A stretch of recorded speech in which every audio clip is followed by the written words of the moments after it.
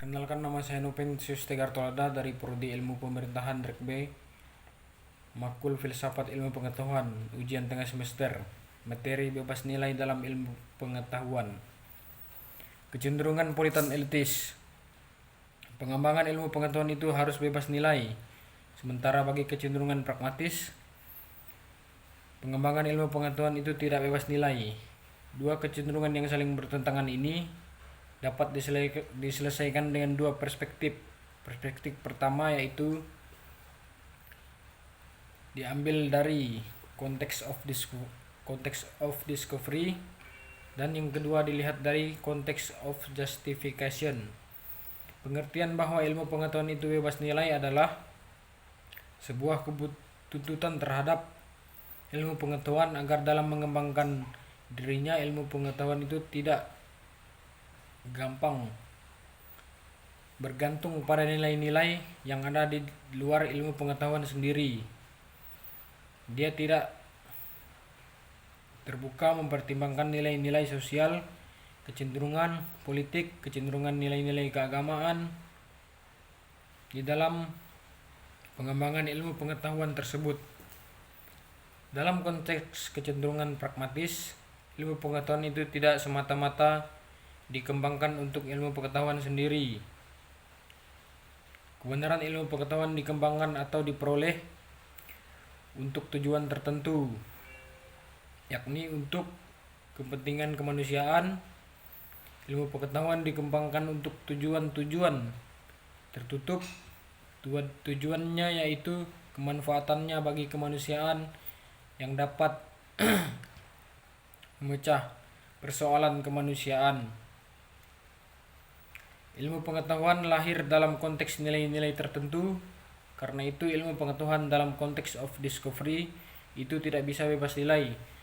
Karena ilmu pengetahuan itu suatu memperhatikan kondisinya. Ilmu pengetahuan harus memanfaatkannya nilai-nilai yang ada di sekitarnya. Dalam konteks of justification, ilmu pengetahuan itu harus tidak memperoleh atau harus mengabaikan nilai-nilai yang ada di dalam dirinya. Karena konteks of justification ini adalah momen di mana ilmu pengetahuan harus membuktikan teori, harus membuktikan kapasitas, hipotesis. Ilmu pengetahuan tidak lagi mempertimbangkan nilai-nilai yang ada di sekitar dirinya. Tidak boleh lagi mempertimbangkan nilai-nilai yang ada di luar dirinya. Sesuai dengan konteks of justification, ilmu pengetahuan tidak boleh lagi mempertimbangkan kepentingan politik, kecenderungan ekonomi, kecenderungan nilai-nilai religius tertentu. Karena ketika ilmu pengetahuan itu menguji hipotesis, kemudian mempertimbangkan nilai-nilai atau kepentingan di bidang politik, maka pembuktian hipotesisnya tidak lagi natural, tetapi tertekan oleh kepentingan-kepentingan tertentu.